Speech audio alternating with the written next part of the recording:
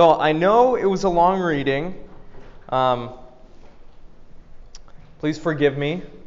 I haven't assigned this chapter before, but I asked y'all to read for today an introduction to a book titled A Moral Defense of Recreational Drug Use by a thinker, Rob Lovering. And that's what we're going to be going through today. We're going to be looking at what Lovering has to say in this chapter. And although he doesn't really provide any arguments against recreational drug use that he then tackles in this introductory chapter, I'm going to provide you some myself, and we'll talk about them. Some of the common arguments that are given against recreational drug use. So let's get into it.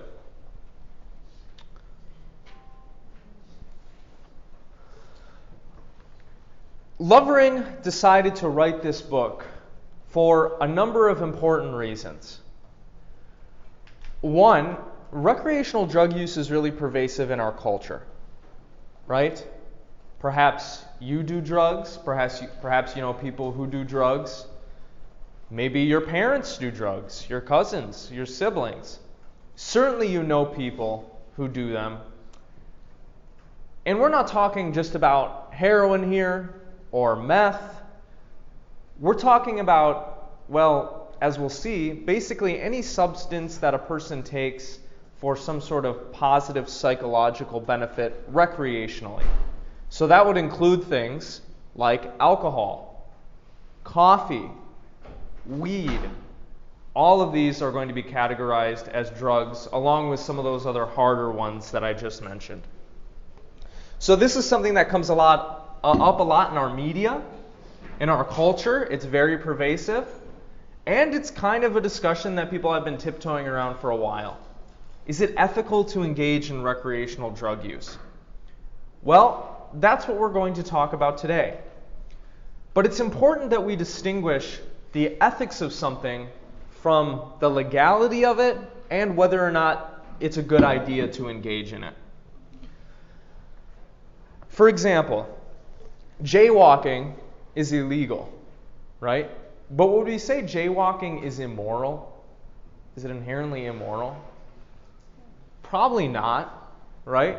There are some strange laws on the books in cities, in states, things like, you can't tap dance down the sidewalk after 4 p.m. down a certain street. It's not legal to do that. Well, that doesn't necessarily mean it's unethical, right? So we can separate the ethical nature of something from whether or not it's legal or illegal. Similarly, we can separate whether or not something is ethical or legal from whether or not it's rational. Maybe taking drugs recreationally is a rational thing to do under some circumstances.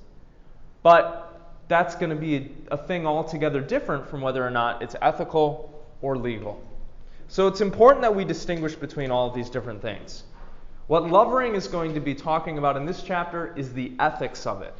And he's going to be talking about the different claims that are offered and arguments for and against it. So we're not primarily going to be discussing the legality of it today or the rationality, but whether or not it is a moral or immoral thing to do. Does that make sense? This is an introduction to ethics class after all. We will talk about the legality aspect of it and the rationality aspect later, but I just want to get that distinction out of the way. Something can be, for example, moral and illegal, illegal and moral, perhaps rational and immoral and illegal, irrational, immoral and legal. All of these things are distinct from one another. And Lovering is apt to distinguish between them in the opening pages of this book as well. His book is going to focus on this first aspect, whether or not recreational drug use is moral. Why should we care about this at all?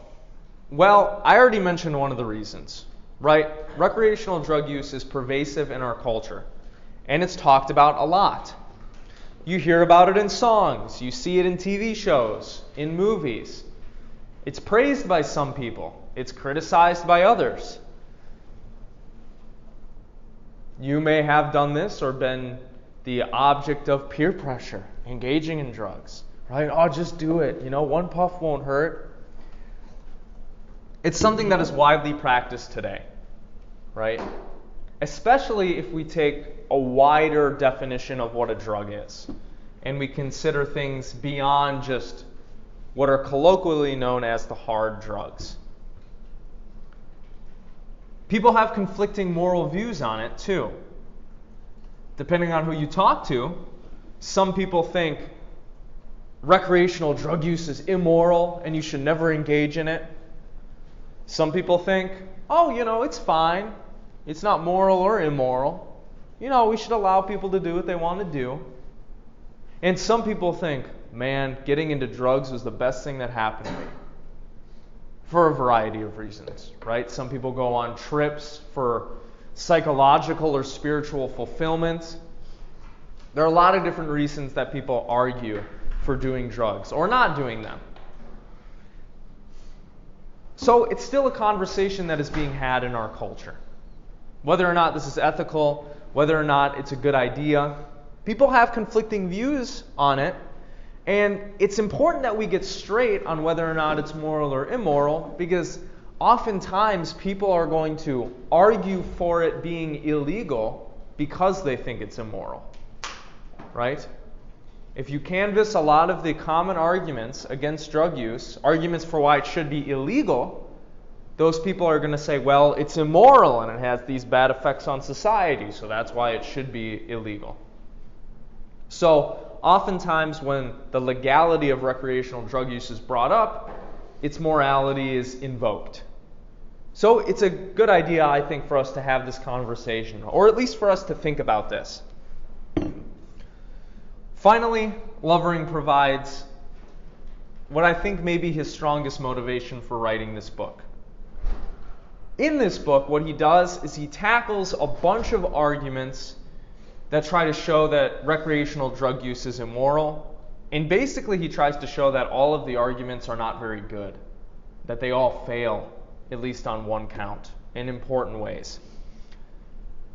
And he's doing this because he doesn't think that anybody has seriously tackled this topic. There's just been a lot of hand-waving, a lot of invoking of religion or culture or tradition or freedom. But people haven't really seriously investigated all of the arguments against it and shown whether or not they are good or bad. So that's what he does in this book. He basically tackles, I think, over 20 different distinct arguments for why recreational drug use is immoral. And what he ends up concluding is that all of these arguments kind of suck. Hence the title of his book, A Moral Defense of Recreational Drug Use. And that's what we're going to be talking about today. We'll see if you agree with him. We're not going to look at all of the arguments that he looks at. We're only going to look at a few. And to be honest, I kind of smashed some of the arguments together. But we're going to talk about them today. We're going to see if y'all agree with him that these arguments are not good. And I'm going to try to play, devil's advocate a little bit. I'm going to try to press on these arguments and see if you can come up with good reasons for why recreational drug use is immoral. You know me, I like to assign controversial readings, have these controversial discussions. So hopefully we can have an interesting but spirited one today about all of this. Any questions so far? Look at me, I'm doing drugs right now. Woo. Maybe we should get clear on what a drug actually is, right? This is something I've kind of been tiptoeing around the beginning of this lecture. Here's how Lovering defines it. And I think it's a definition that you'll find is fairly common, one that you probably use too. He says, a drug is a substance that has psychoactive effects on someone. And normally it's taken for some sort of positive psychological benefit.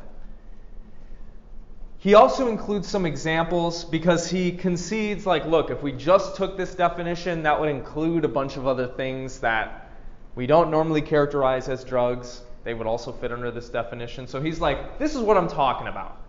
Talking about things like caffeine, tobacco, alcohol, marijuana, cocaine, meth, heroin, ecstasy, acid, mushrooms, that kind of stuff. And I think generally people accept that all of these are drugs, right? Yeah? So is sugar not considered a drug?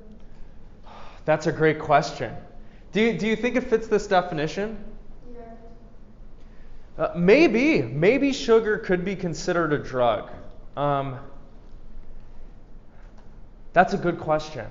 It certainly seems to be addictive, right? Maybe if we're looking at drugs through that lens, a lot of other things would be classified as drugs too. But then again, there are a lot of things that are addictive that aren't drugs, right? Like video games.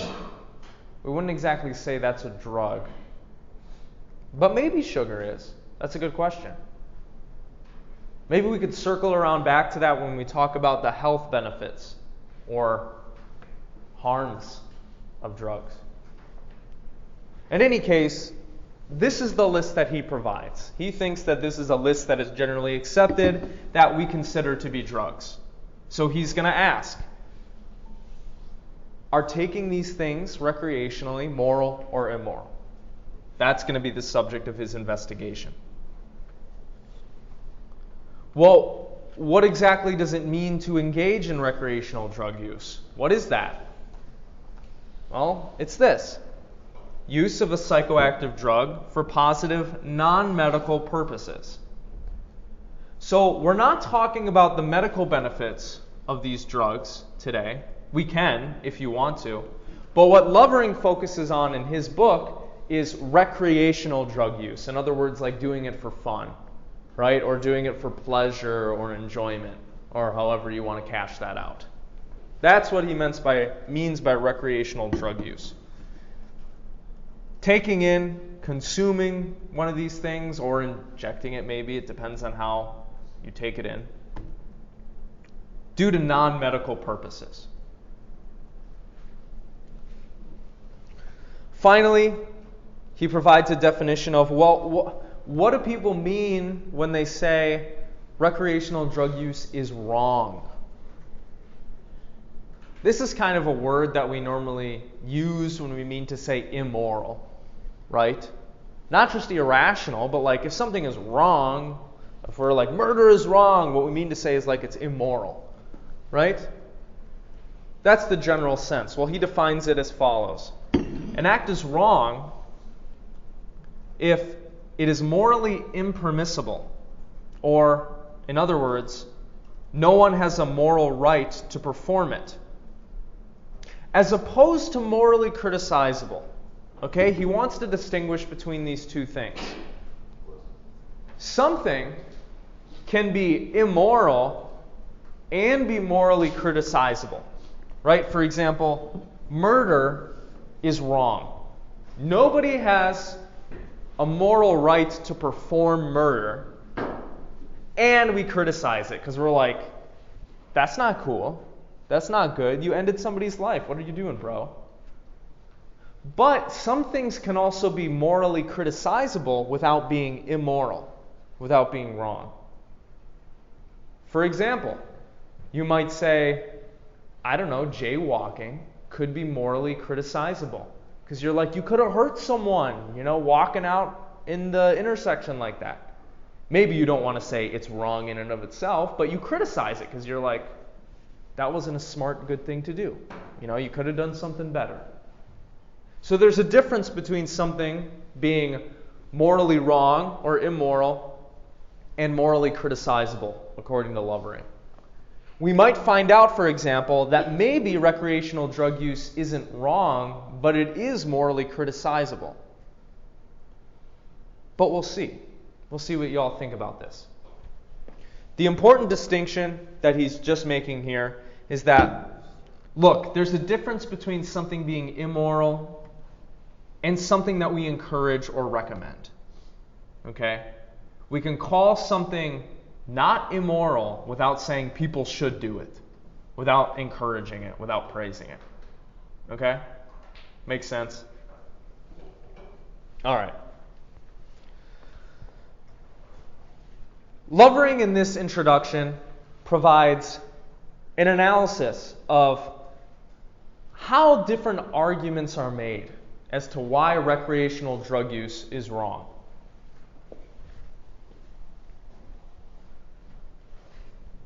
He says that these arguments come in four basic types: religious, non-religious, harm-based, and a fourth type.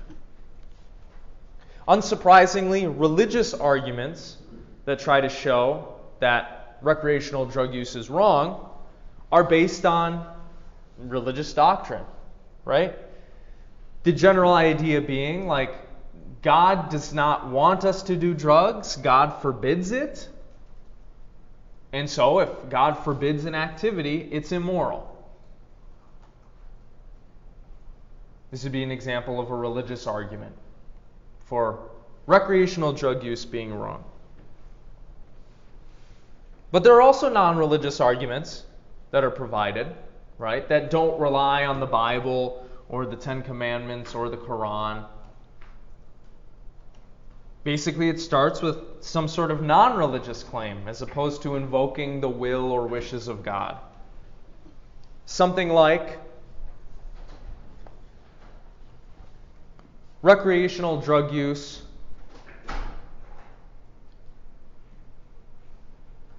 stunts intelligence, maybe. If something stunts intelligence, it is wrong. Therefore, recreational drug use is wrong. That would be an example of a non-religious argument, right? It's not based on the will of God. It's not based on Christianity, Islam, Buddhism, whatever. We can also talk about harm-based arguments. These are often invoked in order to argue that recreational drug use is wrong and should be illegal, right? Because drugs harm people, so it is argued. They harm individuals, they harm those that are in relationship with drug users, maybe they harm wider society. These arguments are based on a claim about some activity produces harm. Therefore, that activity is wrong, because it's wrong to produce harm. Finally, some non-harm-based arguments are given. Whereas harm-based arguments are consequentialist, they say that something is wrong because it produces bad consequences, in other words, harm. Non-harm-based arguments are not consequentialist. They basically say, like, look, there's something just intrinsically wrong about this activity, so it's wrong. So some people think that regardless of whether or not drugs produce bad consequences, it's just an intrinsically bad activity, an intrinsically wrong activity. And that's why we can criticize it on moral grounds and say it's wrong. So these are the four different types of argument that are given in support of the idea that recreational drug use is wrong or immoral. We're going to consider a few of these today. We're not going to go through all of the arguments. So look them up on your own time, I guess. There are three arguments that I'd like to present to you today for why people say recreational drug use is wrong. And there are a lot more arguments than this. There are many arguments that we could invoke here. But we'll go through three. We'll see if you like them, dislike them. And then if y'all have any other arguments that you've heard, we can talk about those too. One that often gets invoked is the general health argument. Okay, and this one is pretty straightforward. Some argue that doing drugs recreationally, is wrong because they physically harm people. So the argument goes like this. Recreational drug use is generally unhealthy. If something is generally unhealthy, it is wrong. So, recreational drug use is wrong. Pretty straightforward, right? They'll say things like, look, when you drink alcohol, when you smoke weed, when you smoke crack, whatever it is, you're doing something that's unhealthy. You're either breaking down cells, destroying them, interrupting the natural processes that are going on in your body. It's unhealthy. And if you're doing something unhealthy, you're doing something that's wrong. Is anybody a little partial to this argument? Does it make sense? Is it a good one, do you think? I want to hear what y'all have to say. Yeah. So I've gone online every now and then, and I see people, before they start doing drugs, and then how they look right after. Sure. So, for example, I think somebody started taking methamphetamine. They looked completely normal before, but then afterwards, you couldn't even recognize them. They looked like they were on the brink of death. Their appearance changes, right? Their hair changes, their teeth and skin change, right? If prolonged use. Yeah, so it doesn't look like it's good for their body, right? Right. And so you might say, like, look, you're breaking down your body, man. That's not good. Like, maybe you shouldn't be engaged in that. I think it's like unhealthy if you just like use it uncontrollably. Okay. I think there's some instances where people can benefit from using a substance if they're responsible about it. Benefit in what way? I don't know how. Do you mean like physically? No, but maybe like mentally, emotionally. Mentally, emotionally, maybe spiritually, right? You hear about people who are like, yeah, I went on this ayahuasca trip and it completely changed my life, right? Or, I did DMT once. I bought a DMT cart and I swear I met God. And now I'm a completely changed man. Right? People go through these kinds of religious experiences sometimes, taking hallucinogenic drugs. Maybe you could say, hey, that was good for them, like that they processed some shit and went through that, I think some people can take it to an extreme though, because I had a friend from like middle school who got into like a lot of psychedelic drugs in high school. Yeah. And just this past summer he was actually put into a psych ward because he thought he was Messiah. Yeah. I do think it's unhealthy, but like I also do know people that have used drugs responsibly, and I feel like it's helped them just like, I don't know, in their own ways. Okay. Yeah. So, a lot of things like caffeine, the most widely consumed drug in America. Yes. Okay, whatever. Tobacco, whatever. But the moment you overdose on meth or cocaine and it becomes my problem, then we have an issue. Okay, so you're kind of invoking what I'm going to present as maybe the second or third argument we look at. Like drug use doesn't just tend to harm the person, but it has rippling social effects, perhaps economic effects too. And you're like, that's not cool. Yeah. Like, you're costing the city resources, people have to come to your rescue, like you're hurting yourself too, like. Everyone has all right to harm themselves with drugs. You can do whatever you want. The moment it starts affecting other people, that's when there's a problem. Okay. Yeah. Yeah, I would say I agree with that too. Like, I also don't think there's people using like hard drugs responsibly. I mean, I've seen videos of like, I've driven through like Kensington Ave in Philadelphia. I don't know if you've heard of that place, but Yeah. basically a bunch of homeless people, drug addicts, they all just move there, and for like blocks and blocks and blocks, it's just drug addicts, and like that costs the city money, it costs other people money, so yeah, I think as long as it's not affecting other people, like I'm sure maybe there's rich people that can do cocaine and keep up with it and like be responsible about it, but I don't think the average person can. I went to graduate school with people who would occasionally do cocaine. And they did not seem to be addicted insofar as they did it maybe twice a year. you know? So you might wonder, like, is that irresponsible? Is that immoral? Well, I don't know. We'll chat about that as we go through some of this. In any case, this first argument is going to say it's wrong because it's generally unhealthy physically to people. Okay, we're focused on the physical aspect of it. Well, what kind of response might you give to this argument? Is it true that like all drug use harms the body? Is my drinking of caffeine this morning, is that harming my body? No. Is it unhealthy? This instance. Probably not, right? Maybe if I drank like 7 cups a day for 2 weeks, I would start to like, although maybe it would take longer. I don't know. You'd probably be fine. I'd definitely be frazzled, right? But maybe that, that wouldn't do any physical harm to me. So we might question whether or not all drug use is harmful on the body. But we also might note that, look, there are a lot of things that are unhealthy that we don't consider to be wrong. Like, for example, eating Hostess cupcakes. Is that healthy?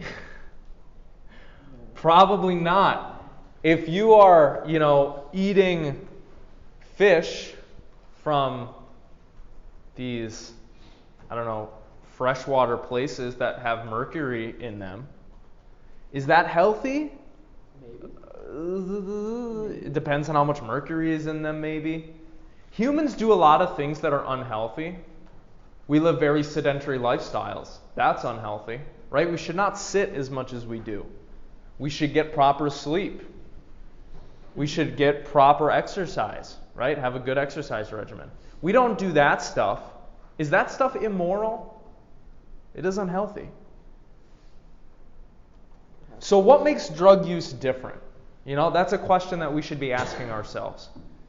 First of all, is it true that all drugs harm the body? Can we make a distinction between those that harm the body or tend to harm the body and those that don't? And secondly, can we make a distinction between something being immoral and something being unhealthy? Maybe those two don't always line up. Just like something's being immoral may or may not be legal, right? Those don't always line up. And then a further consideration is just because something is unhealthy or harms the body doesn't make it necessarily wrong. There are things that we do in medicine that harm the body, but we justify them because the benefits outweigh the harm, right? For example, like cutting off a gangrenous limb, right? That will spread to the rest of the body, so we justify cutting off the limb to save the rest of the body, and we're like, hey, that's a morally defensible thing. That's not immoral here. Or chemotherapy when it comes to cancer treatment, right? Chemotherapy destroys cells in the body. We could say that's harmful or unhealthy. But in the long run, that hopefully is helping the person with cancer, right? So it's important to note that just because something harms the body doesn't necessarily make it moral or immoral. We need to also look at the context in which that is occurring, perhaps the goal, the end that's in mind. Why are we doing that action? There are a lot of different factors to consider here. So if we're going to make the general health argument, perhaps we need to be a little bit more clear and precise in how we construct it. I'm not saying that, drugs aren't unhealthy, but it always helps to be precise, right? Oftentimes these things are complex and nuanced. Thus, I think we can conclude that if we just take the argument as it is, that there's a leap from it being generally unhealthy to it being wrong, it is a little bit of a leap. So we might need to be a little bit more precise in our language in how we construct these things.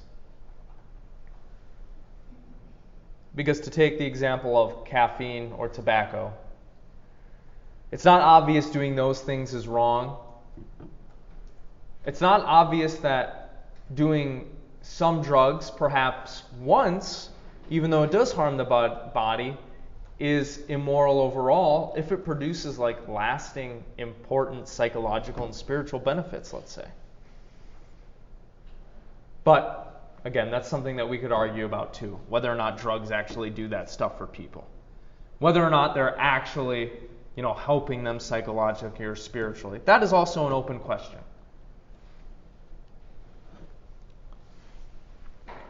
Let's talk about the argument that you kind of invoked, Brian, which has to do with, okay, let's set aside whether what drugs do to the individual person.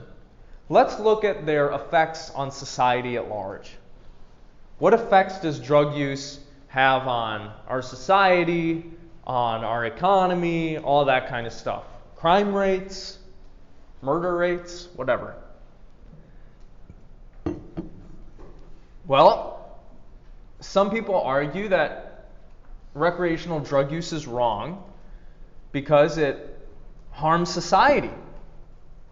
It makes society worse. This is an argument that you've heard before, right? Maybe from your parents. I'm smashing a bunch of different arguments together here, but here's one way to summarize some of them. Recreational drug use involves squandering people's talents. They could be doing something good with their time. Instead, they're smoking weed and just hanging out, right? Or whatever it is. Leads to crime and has economic costs. And that all of these are generally bad for society, right? We want people to be utilizing their intelligence and their talents to make the world a better place. We don't want crime. We don't want to impose unnecessary economic or social costs on ourselves or others. If something does this stuff, then it's wrong. So, recreational drug use is wrong.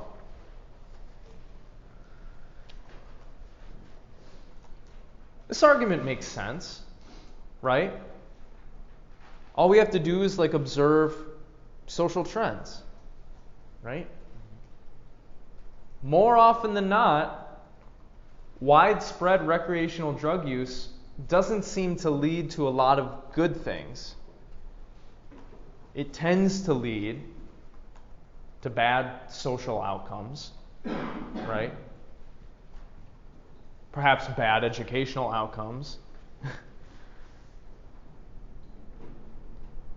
What do y'all think? Does this argument make sense? You agree with this one? I feel like part of me agrees with it, right? I have strong opinions on this, but I'm biased. You're biased. Why? Because of in your line of work of what you see? I've dealt with so many, I'm sick of them. I deal with one or two a week. It's just What do you deal with exactly? overdoses in general. Okay. So let me define an overdose as just they take too much of it and their body can no longer handle the amount that's in their system. Okay. So And that leads to, bad health outcomes for them, And right? it Sometimes leads death. it leads to headaches for me. But you have people that overdose on big drugs, hard drugs, cocaine, meth.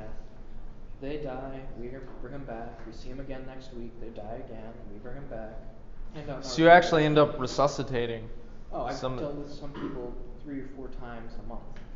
Okay. And then we have people that get some bad weed, they lose their mind and start thinking the world is a simulation. That actually happened one time. That was really freaky. I had a guy, he took too much weed, ran out of his house at 2 in the morning, and was screaming the world was a simulation. That was fun. He went to jail. But I deal with it so often, it's just a headache. So you're like, look, I've dealt with these social situations in which it's causing, resources that could be used for people who are dying, they need to be used here, from some, involuntary event, It has bad social outcomes generally. Yeah. You have anything to add? I mean, I can tell you, everyone. So we all remember the opioid epidemic that happened a few years ago. Well, there was a second one, lasted about 3 months. Okay. A very tiny one, the beginning of this year. I think we actually, as a company, ran out of Narcan. Wow. Ran out of Narcan. We didn't have any more. That's pretty hard to accomplish. So people were just sick of it. It caused so much stress, and by the end of it, people were just, screw it. If they die, they die. You know. Maybe not the right thing. Sure. They become so numb to just dealing with overdoses. They got mad at it. I mean, we actually had to have a sensitivity training because so many people were yelling at these guys after they woke up. Oh, interesting. Like, threatening. So it's, sometimes recreational drug use has impacts, on the people just around the user. That's not always good, right? Negative consequences for their family members, their friends, also for care teams, wider society perhaps in general. Well, yeah. I know a particular incident. I think this was a couple of years ago, at least. It was in some rundown community. This guy was running around and he was under the influence of some kind of drug. And the cops got him, threw him into a police car, and he told the cops he was farting. Okay. Yeah, that was normally. I'm assuming he probably wouldn't have said that. I don't know what to say about that exactly, but that's interesting. And the cops, they were just surrounding him. They were laughing. They thought it was pretty funny. Sometimes, I'm not sure how many of you can attest to this. Sometimes it does not appear that recreational drug use produces any harm for the person or those around them.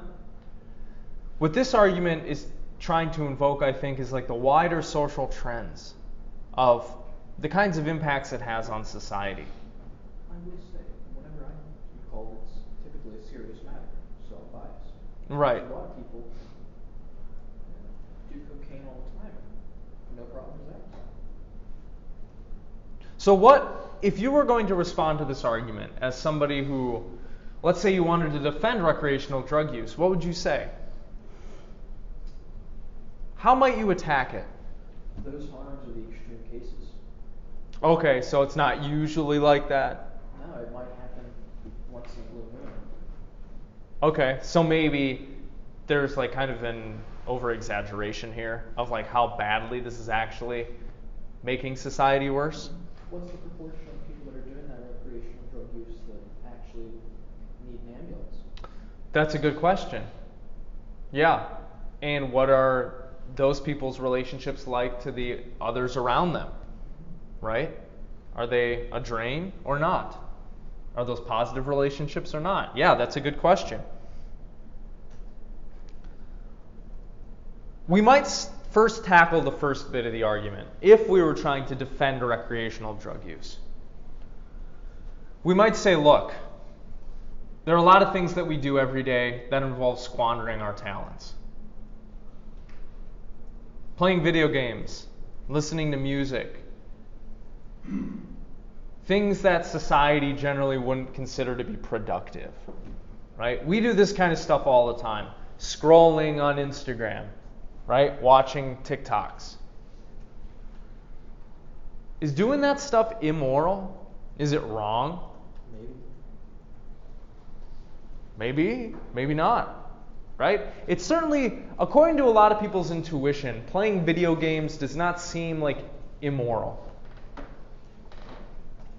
Watching TikToks for an hour doesn't seem to be immoral to most people, right? So it would seem that it's not necessarily wrong to squander our talents. Taken to the extreme, we might ask, what are we expected to do? Like, be busy all the time, doing things and being productive? No, that seems a little extreme, right? Did you have a comment? Yeah, I was just gonna say, I think like it has something to do with the like why behind it. Okay. I think some people will play video games to like hold themselves up and get away from people, whereas some people might play video games to connect with their friends like back home or something. Sure. And I think drugs could be the same way. Like some people kind of do it to isolate themselves or make some sort of physical, mental, emotional pain go away. Right. Some people use it to have fun, or some people even may use it to just like feel good while they're doing something productive or make something a little bit less like strenuous to them. Maybe you have a friend who, before they clean the entire house, they're like, I'm going to smoke weed to make this more enjoyable. Right? And then they deep clean the whole house. Hey, cleaning the house is good. Right? Like, yeah, maybe it depends on like what people are using it for. Maybe connecting with friends through video games is a good, positive social thing. One of the things that we can invoke is, like, people use drugs all the time to, lean into productive or talented activity. Right? Think of music producers or singers or artists who use drugs, and that expands their creativity, and they're able to produce something that is cool and unique and that actually has a positive impact on society, right? A work of art that changes a person's life. That may have been done under the influence of LSD. Maybe it depends on why people are doing it. Are they using a drug or engaging in playing video games or scrolling on TikTok to escape from reality? Maybe we don't want to encourage that, I'll come back to you. Yeah. I think with this, asking the question is like, should drugs be allowed, is the wrong question. Because if you look at a society and there's a drug problem, I think it's more of a question of what's wrong in that society. That's fair. Because like when you look at stuff like during the Vietnam War, like the American soldiers were like addicted to opium, really bad. And they came back and over 90% quit because they had families to go back to, they had stuff back to do, they had a good life. So I think it's more representative of what's wrong in our society rather than like if we should ban it or not. Yeah, that's fair. When we talk about the morality of drug use, an important thing to consider is like what's causing it. Why do people feel gravitated to engage in these kinds of activities in the first place? Maybe it should signal to us that there are like some glaring holes with how we've organized things and what our economy is like and what jobs are like, and what our relationships are like. Yeah, it's a great consideration. I was going to say too, I think it's a bad thing, especially if it's like somebody has an addictive tendency, whether it's a drug or not. It could be like, I think scrolling on TikTok is just as bad as some drugs because I know I used to do that all the time. Oh. And then I deleted it from my phone and I realized like just from being on that all day and looking at other people's ideas, it put so many thoughts in my head that weren't my own. And I think like some drugs do the same thing. So I think like you can do it for the right reasons still. Like you said, like smoking a joint before cleaning the house, like that's not necessarily a bad thing.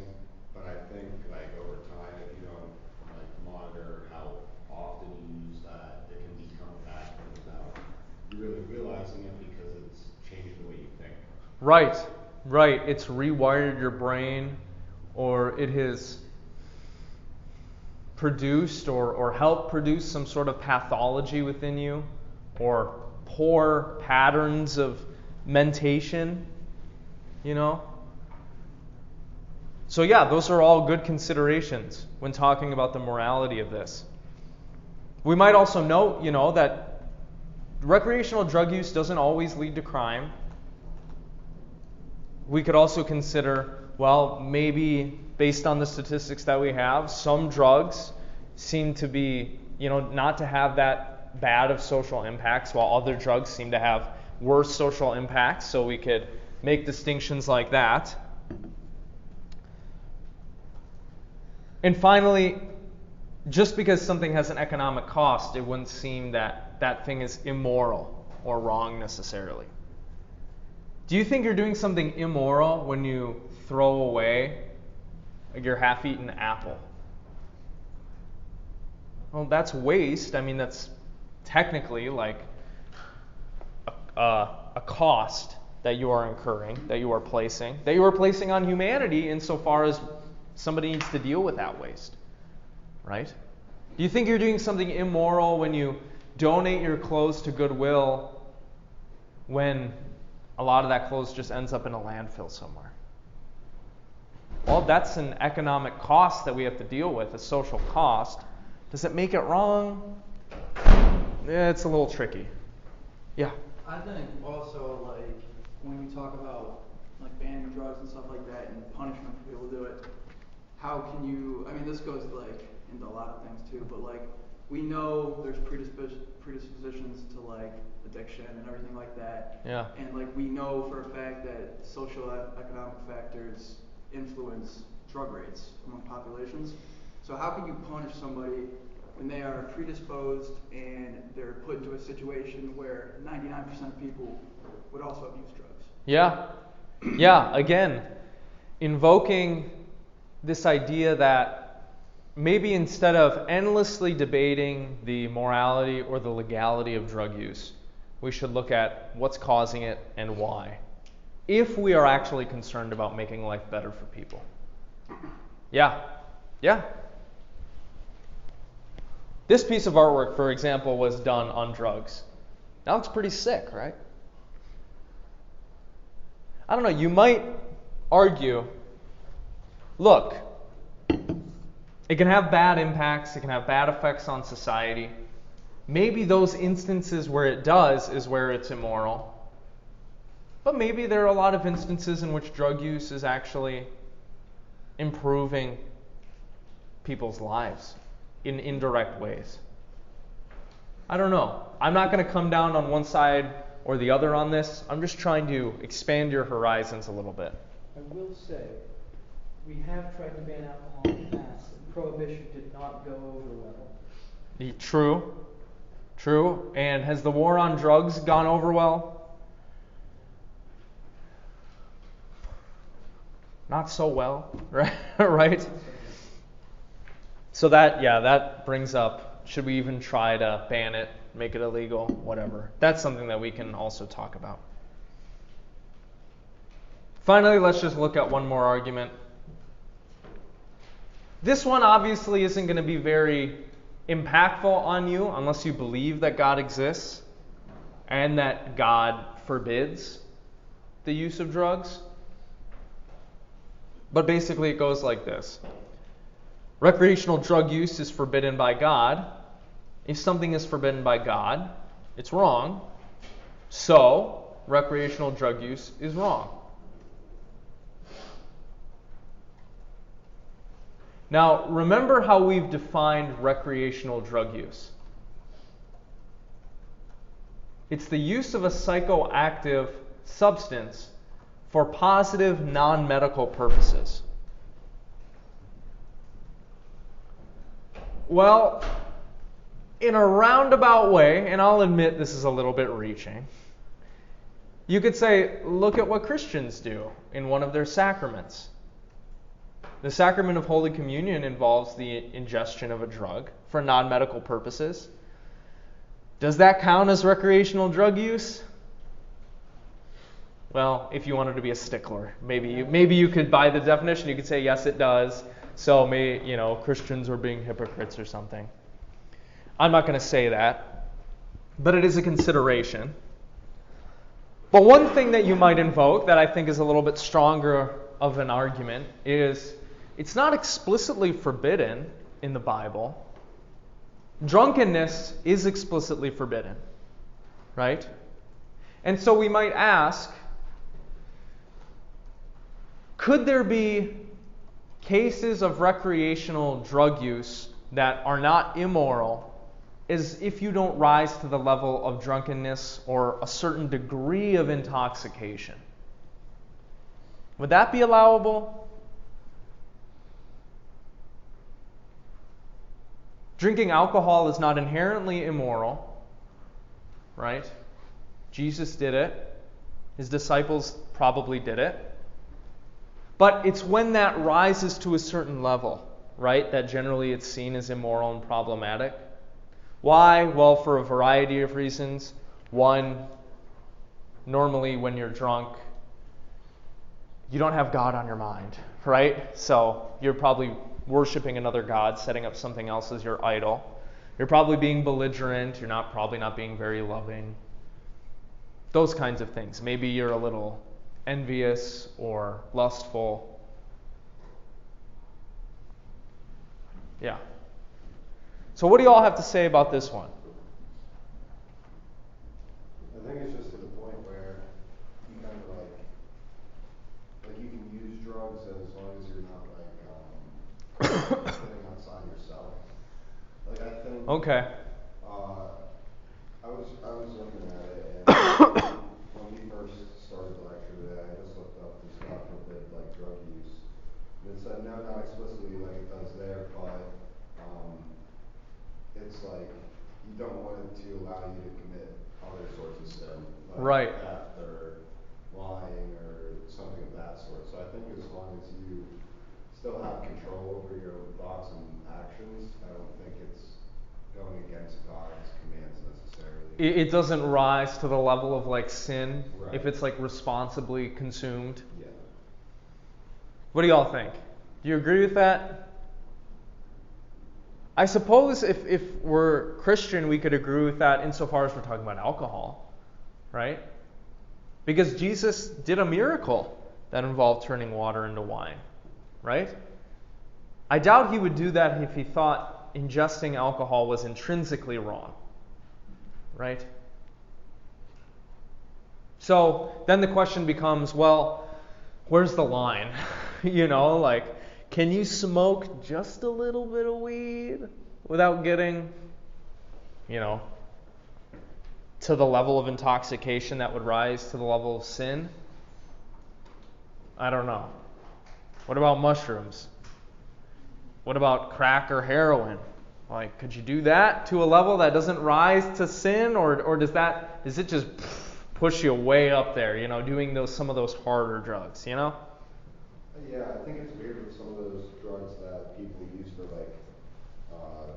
spiritual reasons as well. Okay. Because I've heard some people say that they take more and they have a better spiritual experience. Right. I've known people that have taken mushrooms. I haven't heard the same things from people that take LSD. It's maybe just mushrooms, but they say that they feel a lot closer to God and they just they claim that they understand the world better. I don't know if that's actually how it is, but I don't know. I feel like in some instances, maybe people would smoke weed to invest their time in more spiritual thoughts. Perhaps. Would that bring them closer to God while being over the threshold of Yeah. considered responsible use? I don't know. That's a good question. I mean, we are talking a lot about this stuff in the abstract, right? In real life, yeah, people aren't smoking weed to get closer to God, right? They're smoking weed because they're trying to, normally escape some sort of situation or thought process or feeling, right? And so maybe intention plays a huge role here. Maybe our end or goal matters. There are a bunch of things I think that we should be considering if we're going to talk about the morality of this. Perhaps we can talk about the drug taken. Different drugs have different physical and psychological effects on people, right? Maybe smoking pure tobacco ain't bad, but maybe smoking cigarettes is immoral because cigarettes have all those nasty chemicals and cancerous agents in it. Maybe. I don't know. Maybe the amount taken matters, right? Maybe if you take a little bit, it's fine. Maybe if you get obliterated, you're doing something not right. We could talk about people's past drug experience, their mindset, right? When people use hallucinogenic drugs, they always talk about set and setting. Got to make sure you have the right mindset going into it. Make sure that your setting is appropriate so that you don't have a bad trip. Maybe if you don't set up your environment in a certain way, don't have the proper mindset, it will be an immoral thing because you just put a whole bunch of stress and anxiety and bad experiences on yourself, right? If that is what determines whether or not this is moral or immoral. We could talk about the manner in which the drug is taken, right? Maybe we could say consuming a drug orally is different morally than like injecting it or smoking it. There are certain studies that show that no amount of inhalation of like any substance that isn't like air is like really good for you. Like it has like bad physical effects on your lungs. So maybe eating an edible might be moral, but smoking weed isn't. I don't know. It's a consideration, right? There are a bunch of different arguments that we could propose for whether or not recreational drug use is moral or immoral. A bunch of different studies that we could invoke that show that, oh, it has these negative health outcomes, oh, it has these positive psychological and spiritual outcomes. The data on this is pretty varied, right, and complex. So I would encourage you all to think about this, to really reflect on this issue, talk about it with your friends and family members, because this isn't something that's going to be going away, right? Drugs are always going to be part of our culture. Alcohol and its consumption is extremely normalized. It's unlikely to be unnormalized in the future. So think about this stuff.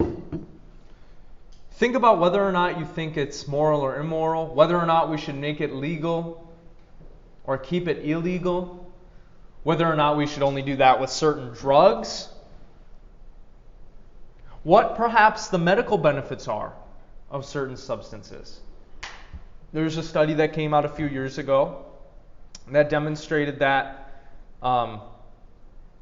consuming a certain amount of mushrooms had profound lasting effects on people's depression and anxiety months after the experiment. So maybe there's some wiggle room here for actually using drugs in medicinal ways, right? Finally, ask yourself, regardless of whether or not it is moral or immoral, is using drugs part of the ideal human life? This is kind of Aristotelian, right? If you think about the ideal human person, the courageous, generous, loving, strong, kind person, are they somebody who smokes weed every night? Or drinks alcohol and gets obliterated on the weekends? Maybe that question, pondering it, will open your eyes. I don't know. That's all I got. Does anybody have any final questions, concerns, comments? Yeah. I just wanted to ask you if you saw how the U.S. might potentially next year roll out those like MDMA and mushroom clinics.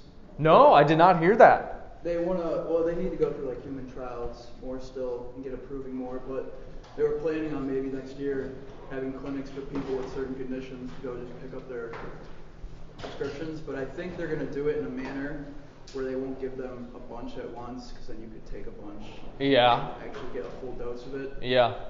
But Well, what kinds of illnesses or disorders? I know MDMA had a lot of promising effects on people with like just normal like depression and stuff, but especially with people who have a fear of death syndrome. Got it.